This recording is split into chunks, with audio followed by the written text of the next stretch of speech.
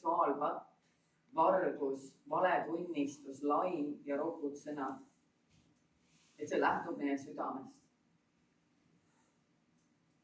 Ja ma usun, et me kõik oleme kuulnud seda, kuidas maailm väga rõhutab praegu, eriti on väga popp öelda, et kuula oma südant, järgi oma südant, tee seda, mida sa tunned oma südames teha. Ja samas ütleb Piibel Jeremiia 17:9, et süda on petlikum kui kõik muu. See on ülimalt rikutud ja korrumpeerunud ning raskelt surmavalt haige. Kes seda tunneb? Et Jumal ei ütle meile kuula oma südant. Jumal ütleb, kuula minu püha vaimu. Ja 2. Korintlastele 10:5 ütleb, ja me juhime iga mõtte ja eesmärgi vangistusse Kristuse messia võitu sõnakuulelikkuse alla. Ja see võib tunduda nagu nii keeruline, mis mõttes ma võtan iga mõtte vangi, et kuidas ma selle juhin Kristuse sõnakuulelikkuse alla. Et see tundub nagu keeruline, aga samas ütleb neuroteadus doktor Caroline Lee, kes on kristlik neuroteadlane, ütleb, et me oleme loodud võtma vangi iga mõtte Kristuse sõnakuulelikkuse alla ja katsuma läbi, kas see mõte, mida ma praegu mõtisklen, on Jumala sõnaga vastavuses või see on täiesti vastupidine Jumala sõnale. Ja vastavalt sellele, mida me mõtleme, see on see, milliseks meie elu kujuneb. Ja teadlased on avastanud ka, et inimene on loodud mõtlema ainult positiivseid mõtteid. Mis tundub väga absurdne minu meelest praeguses maailmas, et kuidas moodi sa oled võimeline mõtlema ainult positiivseid mõtteid, kui sa näed seda, mis meie ümber toimub. Aga see tegelikult näitab seda, kui täielikult ja absoluutselt sõltuvaks me oleme loodud Jumalast. Sest me oleme võimelised mõtlema positiivseid mõtteid ainult siis, kui me oleme täiesti sõltuvad kellestki, kelle peale me saame 100% loota. Kui meil ei ole kedagi, kelle peale me saame 100% loota, siis me ei ole võimelised mõtlema ainult positiivseid mõtteid. Aga kuna meil on Jumal ja me oleme nii loodud temast sõltuma, siis tegelikult see on võimalik meile, et me mõtleme ainult positiivseid mõtteid. Ja meil tuleb õppida tähele panema oma mõtteid. Sest vahel on tõesti nii, ja ma arvan, et see on tegelikult päris sageli, et me läheme ja me palume Jumalat häid asju, suuri asju, ja need ei sünni meie elus. Ja siis me ei saa aru, miks need ei sünni. Siis me arvame, et Jumala sõna ei toimi. Mina olin täiesti sõnas ja mina olin see, kes deklareeris sõna igapäevaselt. Ma sain päästetud, mulle kingiti väikesed Jumala sõnaga täidetud raamatud ja ma deklareerisin neid iga päev. Ja ma õppisin palvetama Jumala sõna täiesti beebi Kristadest peale, see oli mulle loomulik. Ma tsiteerisin sõna, ma palvetasin sõna, ma deklareerisin sõna. Ja siis oli nagu, et Jumal, ma nagu teen seda kõike, kus need vastused on, miks minu elu ei muutu. Aga ma ei mõistnud seda, et minu süda pidi enne muutuma. Aga kuna mu südames oli niivõrd sügavad traumad, siis ei saanud Jumal mu palvetele vastada, sest tegelikult oma südames ma ei uskunud seda, mida ma küsisin, mida ma deklareerisin. Ma oma südames ju tegelikult ei uskunud, sest see oli nii täis negatiivsust ja traumasid. Kuni Jumal pidi saama mu tähelepanu sellega, et ma hakkasin oma mõtteid tähele panema ja hakkasin kuulama seda koputust oma südame uksel ja hakkasin Jumalale avama seda, mis mu südames tegelikult oli. Võid on loodud tegema koostööd püha vaimuga. Ja vahel me arvame, et me teeme või siis me arvame, et ainult mingid osa erilised inimesed on need, kes on võimelised selgelt kuulma püha vaimu häält ja tegema püha vaimu järgi. Eriti prohvetlikus liikumises me usume sageli või jääb mulje, minule kindlasti jääks ikka mulje, et need inimesed, kes on prohvetlikud, et neil on nagu, et nad nagu saavad selle mingi, no umbes nii, et Jumal lööb neile puuga pähe, et nad said selle suure ilmutuse ja nüüd nad saavad selle välja rääkida. Aga ma kuulsin alles hiljuti Robert Hendersoni ütlemas seda, et mis tegelikult see prohvetlik on ja kuidas selles liikuda. Ja see oli niivõrd hea, see oli niivõrd kinnitab, ta ütles, et Jumal annab sulle niidi otsa. Ta annab sulle niidi otsa. Ta ta ei anna sulle midagi suurt, mida sa saad kohe võtta ja see on valmis. Ta annab sulle niidi otsa ja nüüd on sinu asi, kas sa hakkad seda kerima, seda lõngakera ja minema sammhaaval selle järgi, kuhu Jumal sind juhib. Et juhib meid sammhaaval, kas me võtame sellest niidi otsast kinni, mis tundub nii sageli, et see on ainult minu ettekujutus. Et me midagi tunneme, et see oli ainult minu ettekujutus või see oli midagi lihtsalt minu enda mõte. Ja me sageli lasemegi need asjad, mis Jumal tegelikult tahab meile näidata, mis on tegelikult sõnum Jumalalt. Ja ta tahaks seda hakata kasvatama, aga me lükkame selle kõrvale, sest me arvame, et see on ainult minu ettekujutus. Et ju see ikka ei olnud Jumalalt. Ja Jumal on mulle eriti ka viimasel ajal, kui ma olen tegelikult mitmeid aastaid pidanud päevikut, näiteks kus ma kirjutan unenäod, kuhu ma kirjutan profeteeringud, kuupäevaliselt.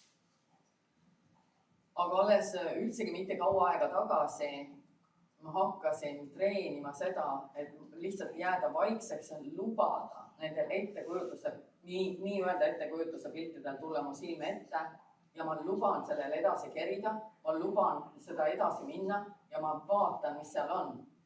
Enne ma mõtlesin koos, et see on minu ettekujutus, ma ei taha seda järgi minna, sellepärast, et see on minu ettekujutus ja ma ei tea, kuhu lähen täiesti lappama. Aga ma otsustasin, et okei, ma usaldan. Et kui ma olen palunud, et Jumal juhib mind, ma panen silmad kinni ja ma kuulan ja ma vaatan neid pilte ja ma luban nendel piltidel edasi kerida ja ma kirjutan need ülesse. Ja teatud pildid on alles nädalaid hiljem. Ma saan nagu aru, et vau, see on see, mida sa tahtsid mulle öelda selle kaudu. Ma ei saanud sellest pildist selle hetkel aru, aga ma kirjutasin selle üles. Või olgu see sõnum, mille Jumal annab.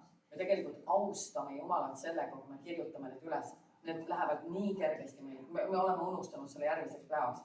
Meil ei jää need meelde, kui me kirjuta neid ülesse. Unenäod samamoodi. Unenäod ei ole lihtsalt unenäod, et me näeme midagi unes. On mõned asjad ja, et me oleme üle söönud ja siis me näeme, ma ei tea, mis unenägused. Aga unenäod on sageli. See, mida Jumal näitab, see on vaimne reaalsus. See on sinu vangistuse paik. Ta näitab meile. Piibel räägib vangistuse paikadest. Vahel me oleme vangistus iseenda sees, mis on see oma mõtetes. Meie mõtted on nii vastupidiselt Jumala sõnale teatud alal. Ja kui meie mõtted on nii vastupidiselt teatud alal, siis see on see paik, kus hingevaenlane hoiabki meid vangistuses. Ja see on päriselt, ongi vangistuse paik, ta saab piinata meid nendes kohtades, kui meil tuleb mingisugune, ma ei tea, ärevus, tuleb paanika, tuleb hirm, tuleb mure, need on vangistuse paigad tegelikult.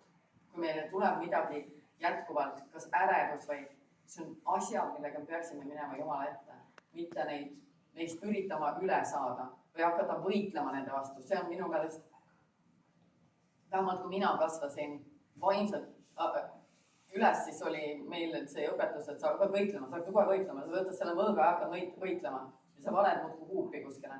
Aga tegelikult meil tuleks vaikseks jääda küsida, Jumal, kust see tuleb? Kus on see juur? Miks ma niiviisi mõtlen? Miks ma olen ärevused jätkuvalt? Miks mul on see hirm? Et näita mulle see juur, et selle saab välja tõmmata. Ja kui me oleme Jumala ees nende asjadega, me tuleb tunnistada talle kõigepealt seda, et see mõte on patt. Sellepärast, et kui me ei tunnista seda patuna, me ei saa ka vabaks saada, sest me saame ainult Jumala abiga vabaks. Aga me tunnistame Jumalale, Jumal, see on patt. Ma palun sinult andeks, ma palun Jeesuse verepuhastust ja ma ütlen lahti sellest. Ja ma ütlen lahti igast teemonist, kes on kinnitatud selle külge, sest iga väära mõtte külge on kinnitatud ka teemon. Seda enam, kui ta on olnud pikka aega need mõtted meie sees. Ja meil tuleb lahti öelda nendest asjadest. Ja siis hakata tegelema nende jääkidega, õppida, mõtlema õigel viisil, vahetama välja selle väära mõtte. Ja neuroteadus ütleb isegi, et kui me muudame oma mõtteid vastavalt Jumala sõnale, siis me füüsiliselt muudame oma aju struktuuri. Ehk siis me füüsiliselt kõrvaldame oma ajust haigusi tekitavad osakesed. kui me mõtleme vastupidiselt Jumala sõnale, siis me oleme haiguste tsoonis selles. Sest see on see, kuidas need haigused tulevad meile.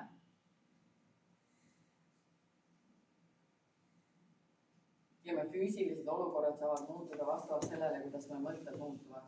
Me füüsilised olukorrad ei muutu vastavalt sellele, kui palju me palvetame, kui palju me võitleme. Need muutuvad sellega, kui me näeme, kuidas me mõtleme selles olukorras. Läheme Jumala ette nende mõtetega ja palume, et ta õpeta meid õigesti mõtlema. Ja doktor Caroline Leaf ütleb, et mõtete muutmine toimub niiviisi, et me võtame 7 minutit iga päev, vähemalt 63 päeva järjest ja me mediteerime selle ühe konkreetsel mõttel, mis Jumal näiteks annab meile mingisuguse asja kohta. Näiteks Jumal esimene mõte, mille Jumal minule näitas, millega minul tuli tegelema hakata, oli muremõtted. See oli see, mida Jumal mulle näitas. Ja mitte, et ma hakkan nüüd mõtlema nii, et ma ei muretse, aga ta andis mulle vastupidise, et ma heidan kõik oma koormad Jumala peale, sest ta hoolib igast asjast minu elus. Ja ma hakkangi mõtlema vastavalt Jumala sõnale seda ühte mõtet ja ma mediteerin seda iga päev. Sest muidu on niiviisi, me läheme ja me loeme piiblit iga päev ja me paneme linnukese kirja, et ma võtsin aega, ma olin Jumala koos, me ei mäleta enam homme, mida me lugesime.